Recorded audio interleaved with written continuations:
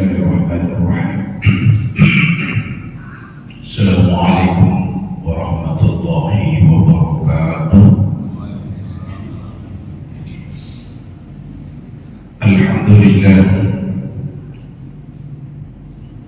Alhamdulillahilladzi ba'atha fil ummiyina rasulan minhum yatlu 'alaihim ayatihi wa yuzakkihim wa yu'allimuhumul kitaba wal hikmah wa in kanu min qablu lafi dhalalin mubin. Asyhadu an la ilaha illallah wahdahu la syarika lah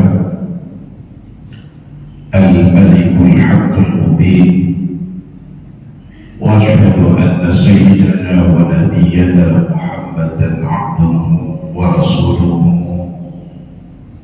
shadiqul wa'dil amin. Allahumma fassalli wa sallim wa barik ala hadan nabiyyil karim sayyidina wa habibina wa syafi'ina wa maulana Muhammad wa ala alihi wa ashabihi wa man tabi'ahum bi ihsanin ila yaumiddin, amma ba'd. Bapak-bapak, ibu-ibu, saudaraku yang saya hormati dan insyaallah sama-sama dimuliakan Allah Subhanahu wa ta'ala. Alhamdulillah wa syukurillah wa ala ni'matillah wa la hawla wa la quwwata illa billah. Yang pertama, kita bersyukur kepada Allah pada pagi hari ini, subuh ini baru saja kita menunaikan kewajiban kita sholat subuh yang ditunaikan secara berjamaah.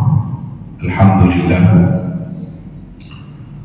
mudah-mudahan Allah Subhanahu wa ta'ala senantiasa memberikan hidayah taufiknya kepada kita sehingga kita bisa menjaga konsistensi istiqamah kita, menjaga ketaatan kita kepada Allah Subhanahu wa ta'ala.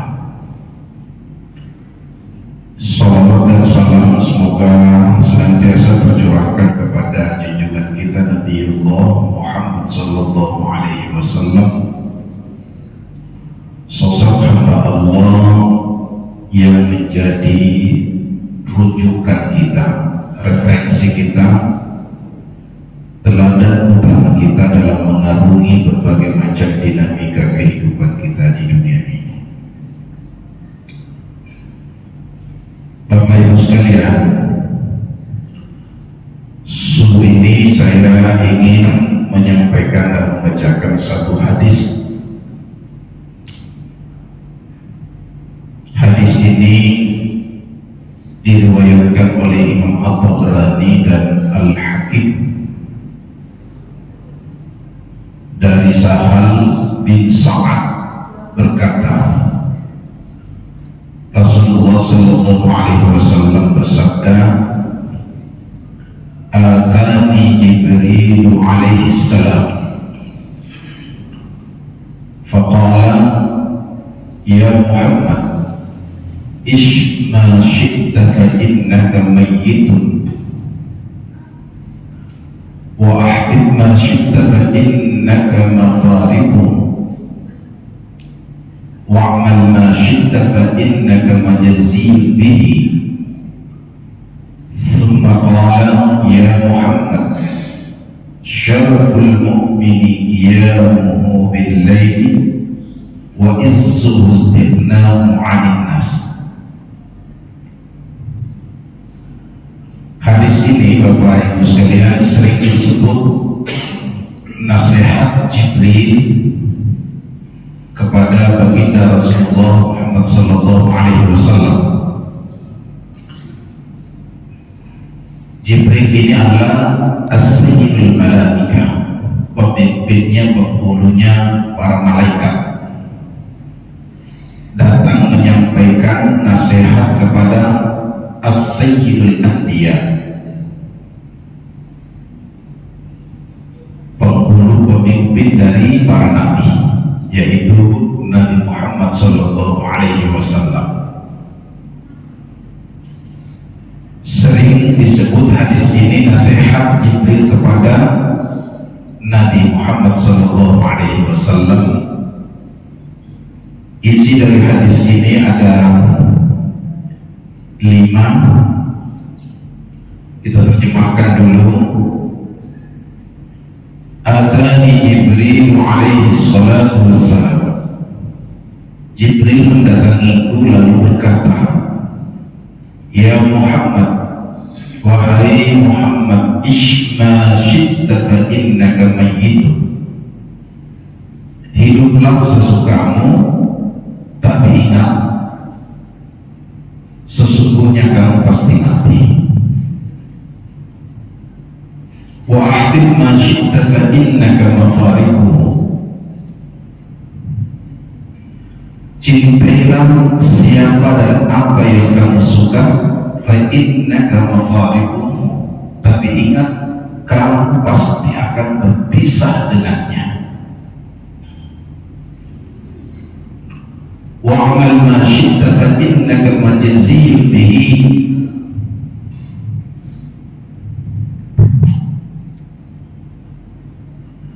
Lakukan apa yang kamu suka,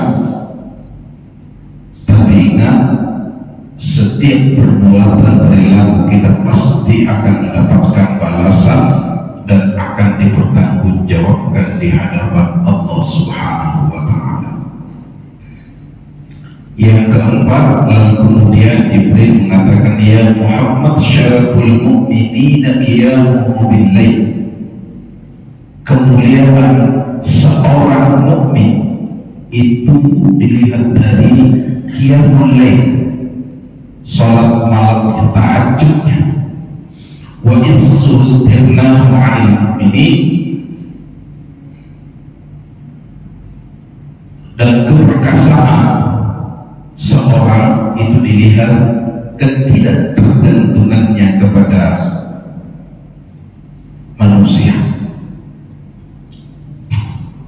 Hadis ini mengandung 5 nasihat, sehingga sering dikatakan oleh para ahli hadis 5 nasihat Jibril kepada Nabi Muhammad SAW. Yang pertama,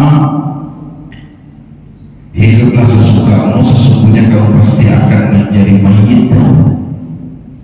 Cintailah siapa yang kau suka, apa yang engkau senangi, sesungguhnya engkau pasti akan berpisah apa yang kamu cintai itu. Beramallah semaumu, sesungguhnya engkau akan menemui balasan. Kemuliaan seorang mukmin terletak pada sholat malamnya, dan kehormatan seorang mukmin adalah pada saat ia tidak lagi bergantung kepada manusia. Yang pertama, Bapak Ibu sekalian, hadis ini mengingatkan Nabi Muhammad, dan tentu saja nasihat ini tidak hanya kepada Nabi Muhammad, tapi tentu nasihat ini juga berlaku secara umum kepada kita selaku umat Nabi. Jibril mengingatkan bahwa Isma syi'ta fa innaka mayyitun. Hiduplah sesukamu, tapi ingat, kau pasti mati. Jadi ini peringatan tentang kematian, mengingatkan kita bahwa kita pasti mati.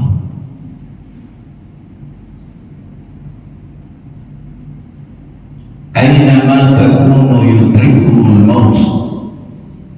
Di mana saja kamu berada, dalam Al-Quran dikatakan seperti itu, yudrikumul maut.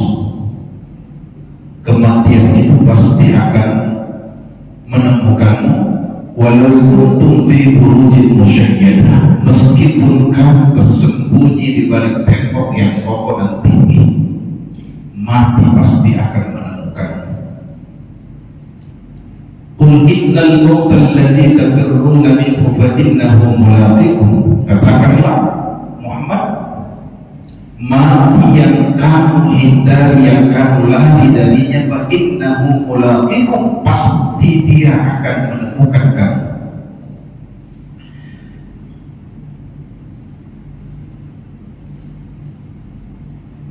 Bapak Ibu sekalian, mati ini misteri, hal yang dirahasiakan Allah Subhanahu wa Ta'ala.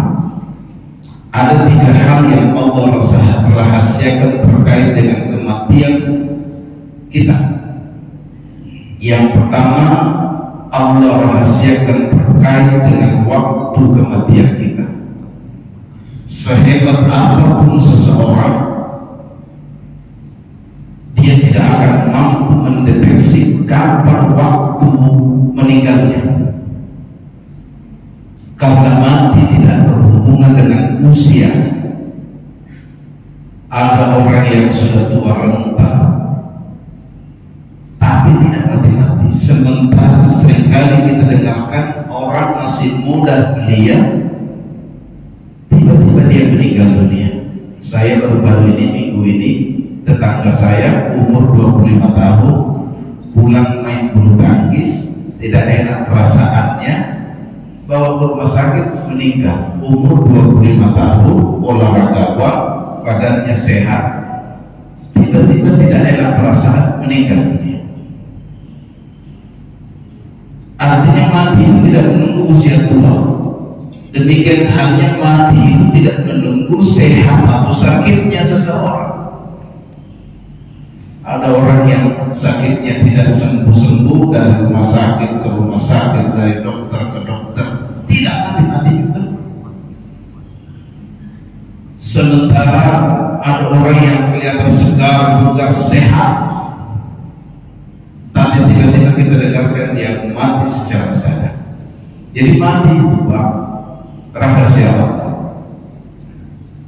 dan Allah rahasiakan terkait waktu kematian kita. Iza jaa ajaluhu la yastakhiruna sa'atan wa la yastaqdimun. Kalau sudah sampai waktunya, tidak bisa dinegosiasi, tidak bisa maju, tidak bisa mundur sedikit pun.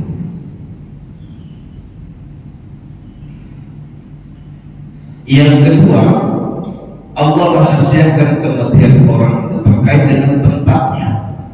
Tidak ada orang yang tahu dia mati di tempat tertentu, tidak bisa kita tahu. Sebab andai kata Allah membuka rahasia tentang tempat tinggal kematian seseorang, mungkin banyak orang tidak mendatangi tempat itu. Misalkan orang ini ditakdirkan meninggalnya di rumah sakit ini,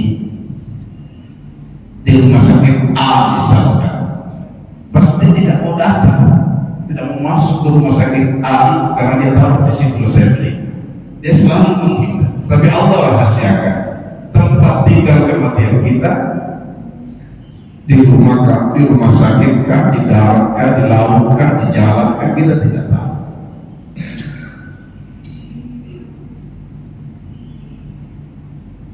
Ada sahabat saya, dia membangun rumah, persiapkan rumah, miliaran uangnya untuk bangun rumahnya. Sebelum dia bangun rumahnya, dia pulang kampung ziarah ke orang tuanya. Ini rupanya dia meninggal di kampung, padahal dia tinggalnya di Balikpapan. Dia tidak tahu di mana tempat tinggal kematian. Yang ketiga, yang Allah rahasiakan terkait dengan kematian kita, Bapak Ibu sekalian, tentang keadaan kita di saat kita meninggal. Bagi kita orang beriman, kita tahu bahwa orang yang meninggal itu ada 2 situasi yang dia hadapi, atau mati dalam keadaan husnul khatimah atau dia mati dalam keadaan su'ul khatimah, mati dalam keadaan baik atau mati dalam keadaan buruk. Tentu saja kita berharap di saat kita meninggal dunia kita mati dalam keadaan husnul khatimah. Dan karena itu Nabi banyak sekali mengajarkan kita amalan dan doa. Dan insya Allah kalau kita amalkan dan kita berdoa, mohon memohon kepada Allah agar kita mati dalam keadaan husnul khotimah.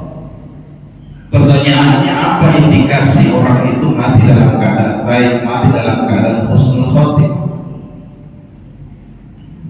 Kembali kepada Rasulullah Sallallahu Alaihi Wasallam, "Man kana akhirul kalam la ilaha illallah dakhala jannah." Siapa yang akhir kalimatnya la ilaha illallah dakhala jannah, dipastikan orang itu menjadi penghuni surga. Tapi mengucapkan kalimat la ilaha illallah di saat kita sedang sakaratul maut, Bapak Ibu sekalian, bukan perkara enteng, bukan perkara mudah. Saya kira mungkin di antara kita sering mendampingi keluarga kita, sahabat kita yang sedang sekarat. Memang Nabi mengajarkan kita, lakinu mautakum biqauli la ilaha illallah. Tuntunlah, bimbinglah orang yang mau meninggal itu dengan kalimat la ilaha illallah. Karena hadisnya tadi, man kana akhirul kalam la ilaha illallah dakhala jannah. Siapa yang akhir kalimatnya la ilaha illallah, orang itu menjadi penghuni surga. Tapi rupanya bukan perkara mudah. Saya sering dipanggil, baik itu keluarga maupun sahabat, teman, untuk mendampingi orang yang sedang sakaratul maut. Memang tidak mudah merespon di saat kita talqin la ilaha illallah, tidak ada respon. Kebanyakan tidak merespon karena orang yang sedang sakaratul maut itu adalah momentum genting manusia. Syaitan juga bekerja keras di situ, Pak. Iblis syaitan juga itu bekerja keras bagaimana supaya si orang yang sedang sekarat ini mati tidak mengucapkan kalimat la ilaha illallah. Itu adalah momentum pertarungan tarik menarik. Bahkan ada seorang pegawai rumah sakit Islam, saya baca buku kecil, Pak. Pegawai rumah sakit Islam di Jakarta, dia menulis pengalamannya bahwa salah satu tugas saya di rumah sakit Islam itu mentalkin, mendampingi orang yang sedang sekarat. Dari 1000 orang yang pernah dia dampingi, Bapak Ibu sekalian, berdasarkan pengalamannya, hanya 7% saja yang bisa dengan mudah mengucapkan kalimat la ilaha illallah di saat dia ditalqin, dituntut. Selebihnya kalau 1000 per 7% itu kurang lebih 1000, hanya 70 orang saja. Selebihnya tidak ada respon. Jadi bukan perkara mudah. Lalu kemudian pegawai rumah sakit ini, Bapak Ibu sekalian,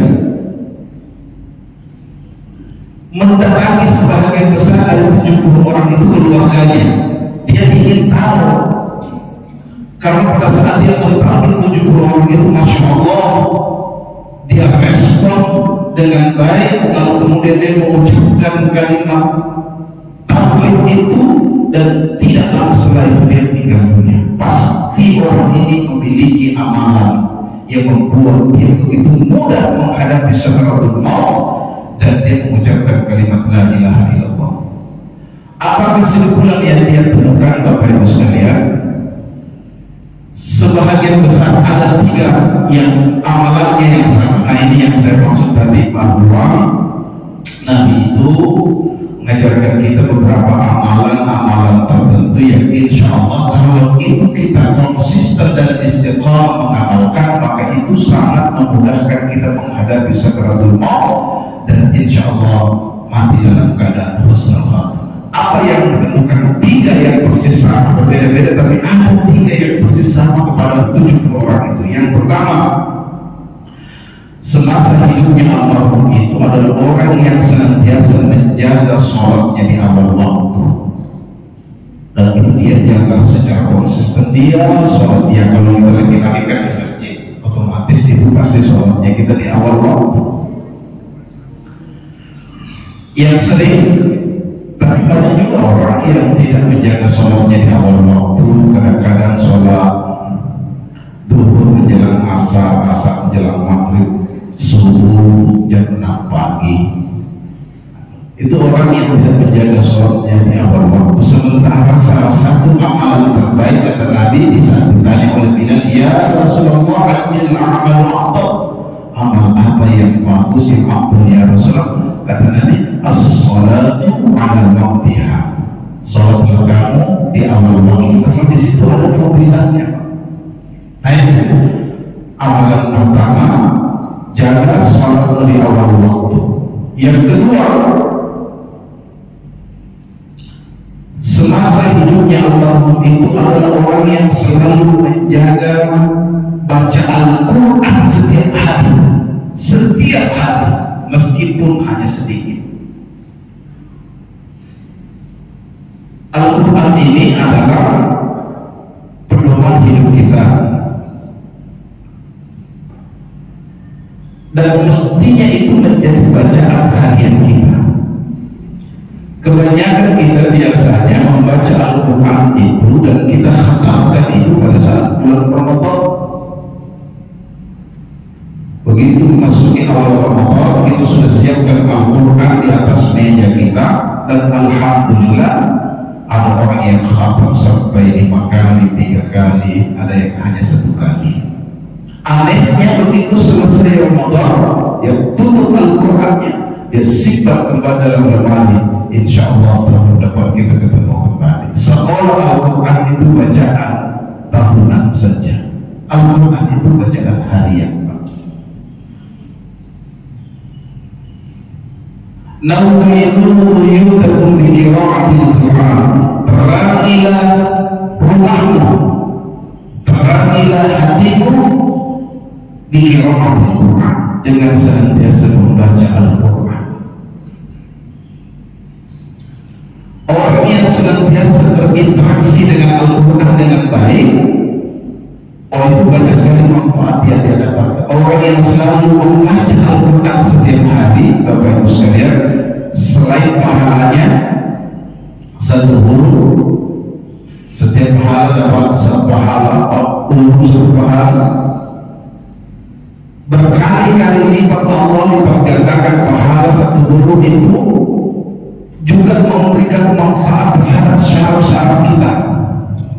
Jadi orang yang rajin baca Al-Quran itu, Bapak Ibu sekalian, insya Allah orang itu tidak akan pikun sampai dia meninggal dunia, tidak pelupa. Karena orang yang selalu baca Al-Quran itu selalu aktif syaraf-syaraf. Beda dengan orang yang jarang baca Al-Quran, mungkin baru 50-60 tahun sudah mulai berubah. Kadang-kadang anaknya misalkan 5, bolak-balik anaknya dipanggil. Ada guru saya dulu waktu di pesantren, Pak, di pesantren As'adiyah di Sengkang. Guru tahfiz, sebetulnya kebetulan saya tidak mengambil program tahfiz, tapi saya kenal baik. Namanya Kiai Haji Muhammad Yahya. Dia meninggal kurang lebih hampir 90 tahun umurnya. Ratusan murid yang pernah khatam 30 juz sama dia, setiap muridnya yang datang bersilaturahmi membawakan hadiah, dia masih ingat namanya, Pak, meskipun umurnya 80 lebih, karena dia tidak berlupa. Sementara saya waktu kuliah, ada dosen saya namanya Profesor Dr. Abdullah. Dia orangnya berlupa meskipun dia profesor. Dia sendiri yang cerita, saya itu setiap ke pasar antar istri belanja, pasti saya pulang duluan. Nanti sampai di rumah baru saya ingat, ada istri saya tadi kembali lagi, berlupa sekali. Mungkin saya bertanya, mungkin jarang baca Al-Quran. Jadi biasakan kita membaca Al-Quran, karena itu amalan yang juga akan memudahkan kita dalam menghadapi sakaratul maut, dan insya Allah akan mati dalam keadaan husnul khatimah. Yang ketiga, Bapak Ibu sekalian, ramalan yang tadi 70 orang ini adalah selalu bersedekah. Tidak mesti harus banyak. Bersedekah itu tidak menunggu kita harus kaya baru bersedekah. Bersedekah rutin dia jaga sedekahnya. Jadi 3 amalan ini Bapak Ibu sekalian, kalau kita jaga secara konsisten dan istiqomah dalam hidup kita, insya Allah itu akan memudahkan kita mengucapkan kalimat tauhid di saat kita sedang sakratul maut.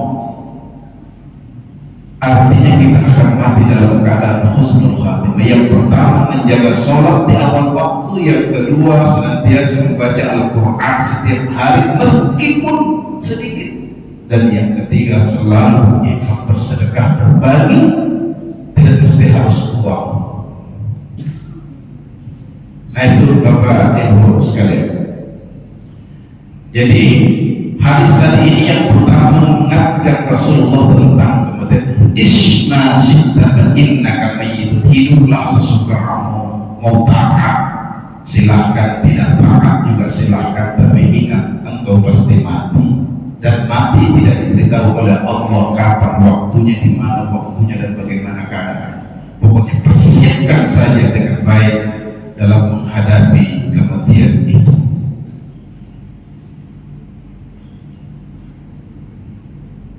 Yang kedua, Bapak Ibu sekalian, yang diingatkan Jibril kepada Rasulullah SAW, wa ahbib ma syi'ta fa innaka mafarib. Cintailah apa yang kamu suka, tapi ingat pasti kamu akan berpisah dengannya. Apapun yang kita cintai di dunia ini itu sifatnya fana, pasti akan berpisah dengan kita. Kalau bukan kita yang tinggalkan dia, dia yang akan meninggalkan kita. Makanya agama memberikan pesan, jangan terlalu berlebihan mencintai hal-hal yang bersifat duniawi dan materi. Karena kecintaan yang berlebihan itu nanti kalau berpisah itu sangat menyakitkan. Boleh saja kita cintai istri, anak-anak kita, harta kita, tapi jangan berlebihan. Fa innaka mufariqu, pasti kamu akan berpisah dengan. Satu-satunya cinta yang dibolehkan berlebihan itu adalah cinta kita kepada Allah. Karena cinta itulah yang akan sampai kepada kehidupan yang abadi di akhirat kelak nanti. Kalau urusan dunia materi, jangan berlebihan dalam mencintainya. Hubbu dunia ra'su kulli khatimah. Cinta dunia yang berlebihan itu adalah pangkal pokok dari kesalahan kita dalam hidup ini. Artinya banyak hal yang bisa mengganggu kehidupan kita kalau kemudian kecintaan kita sudah berlebihan terhadap materi dan dunia. Boleh jadi orang kaya, tidak ada larangan, tapi jangan sampai harta benda kekayaan kita itu yang setiap hari menyibukkan kita. Setiap hari menghitung tabungannya, depositonya, emasnya. Tapi kesibukan itu yang membuat dia lalai mengingat kepada Allah Subhanahu wa Ta'ala. Yang ketiga, Bapak Ibu sekalian,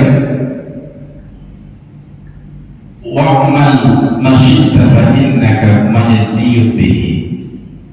Lakukan apa yang kamu suka, apa yang kamu senangi, tapi ingat pasti setiap perbuatan itu akan mendapat balasannya. Jadi hadis ini mengandung makna peringatan. Pesannya bahwa hidup, cinta dan perbuatan mengandung batas dan tanggung jawab. Apa yang kita lakukan pasti itu ada konsekuensinya. Setiap yang kita lakukan itu pasti akan dimintakan pertanggungjawaban oleh Allah Subhanahu wa Ta'ala. Dalam sebuah hadis Rasulullah sallallahu alaihi wasallam bersabda, "Man darra Allah bihi wa man syaka syaka Allah bihi." Barang siapa yang memberikan mudarat kepada orang lain, darra Allah bihi, maka Allah akan memberikan mudarat kepadanya. Wa man syaka syaka Allah alaihi, dan siapa yang memberikan kesulitan kepada orang lain, maka Allah pun juga akan berikan kesulitan kepadanya. Apapun yang kita lakukan, faman ya'mal mithqala dzarratin khairan yarah wa man ya'mal mithqala dzarratin syarran yarah. Sekecil apapun perbuatan kita itu pasti akan akan diperlihatkan balasannya oleh Allah. Apakah itu baik, apakah itu buruk, dan itu ada balasannya baik di dunia maupun di akhirat. Jadi ini mengingatkan kita bahwa betapa pentingnya kita sangat berhati-hati di dalam bersikap, karena setiap sikap kita itu baik lahir maupun batin, ucapan lisan kita itu semuanya akan dimintakan pertanggungjawaban oleh Allah Subhanahu wa Ta'ala. Jadi Bapak Ibu sekalian, mudah-mudahan yang keempat ini secara singkat Nabi mengingatkan, Jibril mengingatkan kepada Nabi bahwa kehormatan seorang mukmin itu dilihat dari sholat lainnya, karena memang salah satu amalan terbaik yang dianjurkan itu Bapak Ibu sekalian adalah melaksanakan sholat tahajud. Dan jangan sampai kita dalam hidup ini meletakkan ketergantungan kita kepada seseorang. Istri jangan bergantung kepada suami, suami jangan bergantung kepada harta dan pekerjaan. Bergantunglah hanya kepada Allah, karena keperkasaan orang yang beriman itu hanya tergantung kepada Allah Subhanahu wa Ta'ala. Saya kira itu Bapak Ibu sekalian pengantar. Mungkin ada yang mau diperjelas, dipersilakan sebelum kita berdoa.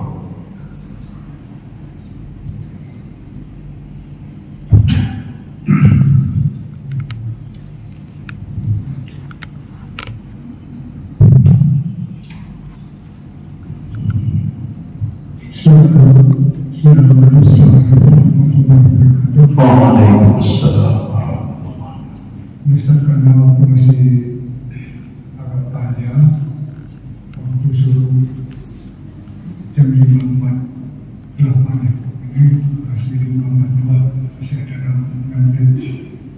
Nah, kami juga saya terima pertanyaan terkait masalah kematian. Kira-kira kita bisa mengetahui respon si calon mayat yang ke dalam keadaan sakaratul maut itu manakala kita talkinkan, itu kita bisa melihat bahwa ini sudah ada respon pada saat kita mengucapkan la ilaha illallah itu, bahwa ini si calon ini dalam sakaratul maut ini dia ada respon bahwa dia sudah mengucapkan kata hidup. Yang kedua,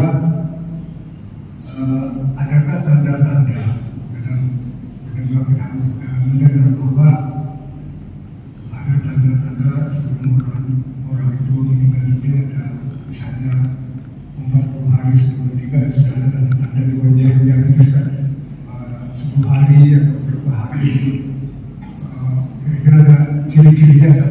Terima kasih. Baik, Pak Haji Abdul Muin,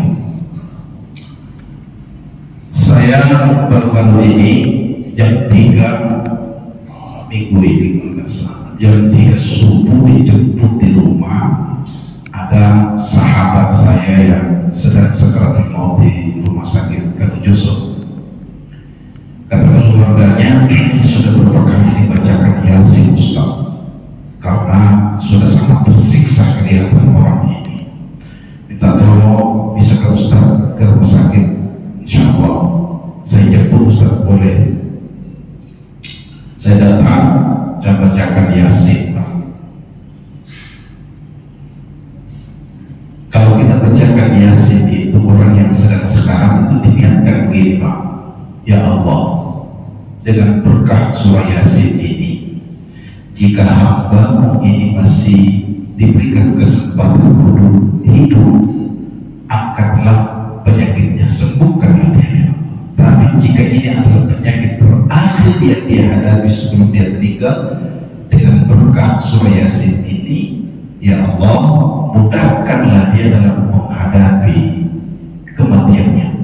Saya bacakan Yasin, begitu saya bacakan Yasin, Bapak Ibu sekalian, ditanya sama keluarga, kira-kira kapan meninggalnya Ustaz? Mana saya tahu? Pertanyaannya aneh, kapan meninggalnya Ustaz? Saya tidak tahu. Urusan mati itu kan kita tidak tahu urusan Allah. Maksudnya kira-kira mungkin seperti pertanyaannya Pak Haji Abdul Muhyiddin tadi, kira-kira tandanya gimana Ustaz? Tapi bahasanya yang agak, kira-kira kapan meninggal Ustaz itu? Oh, kapan meninggal itu kembalikan kepada Allah. Memang Bapak Ibu sekalian, ada aliran yang bahkan ada amalannya, orang yang mau meninggal itu biasa diberikan isyarat, mulai dari 40 harinya sudah ada isyaratnya. Tapi lagi-lagi kita kembalikan kepada Allah bahwa isyarat dan tanda-tanda kematian yang oleh sebahagian orang diberikan pengetahuan itu tentu hanya isyarat, tidak pasti. Yang pasti itu adalah hak prerogatifnya Allah Subhanahu wa Ta'ala. Kalau kita melihat orang yang sedang sakaratul maut, biasa memang ada tanda-tandanya kalau sudah menjelang meninggal itu Pak. Yang dulu orang tua kita dulu, ya memang ada sih di dalam beberapa kitab-kitab klasik. Kalau hidupnya orang itu sudah mulai merek-merek, nah itu sudah bertanda dekat. Atau kadang-kadang orang kasih begini, kalau sudah tidak ada bunyi sama sekali, itu sudah dekat sekali, itu sudah licin, tidak ada. Ini kan kalau kita sakit, itu ada. Jangan juga Pak nanti pelanggan masih masuk itu pertanda. Iya. Ada kakak saya cukup bapaknya ini tuanya ini. Kakak saya cukup lama di rumah sakit dan tidak sadar. Kakak kandung saya itu ini kok lama sekali di rumah sakit tidak sadar. Saya lihat begitu menjelang kematiannya itu betul-betul hidupnya sudah belum beres. Saya sudah tidak ada bunyi-bunyi sama sekali. Tidak lama setelah itu hari itu juga dia meninggal dunia. Jadi jangan juga nanti kalau sakit-sakit sedikit selalu digosok-gosok begini, wah ini sudah jelang ini. Itu salah satu. Yang kedua biasa dari bawah itu Pak, mulai dari bawah, mulai tinggi kaki sampai hilang, berpisah kita dengan roh kita. Nah itu Bapak. Jadi ada memang tanda-tanda, tetapi lagi-lagi itu bukan sebuah kepastian bahwa tetap kita kembalikan kepada Allah Subhanahu wa Ta'ala. Yang kedua, kalau kita mentalkin seseorang, kalau kita sudah melihat ada responnya, baik itu mungkin tidak terdengar, tapi mulutnya bergerak di saat kita mentalkin dia, berarti dia mengikuti. Karena orang yang sekarang itu Pak, panca inderanya masih aktif, mendengar, melihat, bahkan dia melihat yang lain-lain yang kita tidak lihat. Ya. Jadi kalau kita talqin, jangan juga terlalu diperoleh. Tenang saja Pak. La ilaha illallah. Perhatikan mulutnya, mungkin tidak suaranya keluar, tapi dia bergerak, lisannya, lidahnya bergerak, bibirnya, berarti dia mengikuti. Tidak usah terlalu diulang-ulang, sudah cukup. Itu dianggap adalah kalimat terakhir di saat dia akan meninggal dunia. Saya kira itu Pak Haji. Mudah-mudahan kita berdoa sih kepada Allah Subhanahu wa Ta'ala agar kemudian kita bisa menghadapi kematian ini dengan mudah. Banyak doa-doa selain dari amalan tadi. Allahumma inni as'aluka bi husnil khatimah. Ya Allah, kami mohon kepadamu agar kami mati dalam keadaan baik. Banyak berdoa, karena bagi kita orang beriman itu minta dan berdoa kepada Allah Allah, karena itu di luar dari kekuatan dan kemampuan kita, semuanya dari Allah Subhanahu wa Ta'ala. Saya kira itu Mbak. Kalau tidak kita berdoa. Baik Bapak Ibu sekalian, kita berdoa kepada Allah Subhanahu wa Ta'ala, semoga apa yang kita lakukan ini, pengajian kita ini memberikan manfaat dan keberkahan dalam hidup kita, sehingga hidup kita bisa mencapai titik sa'id di dunia wa sa'id fil akhirat, bahagia di dunia dan bahagia di akhirat. Al-Fatihah.